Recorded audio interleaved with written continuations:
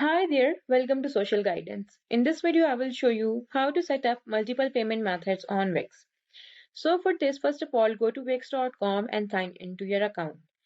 Now go to your Wix dashboard and over the left side, scroll down and go to settings. From here, you will find the option of accept payments. Click on it and there you will find multiple methods of payment. So scroll down and there we have accept credit or debit card with Wix.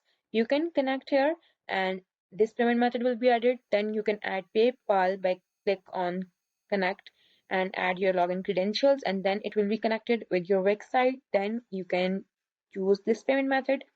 If I click on see more payment methods, so there we have Square, then we have Google Pay, Apple Pay, Afterpay, Affirm, Alipay. So just simply click on connect and then you can add multiple payment methods in your Wix store.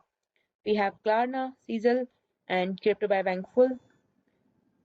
So these are all the options that you can add to your Wix site.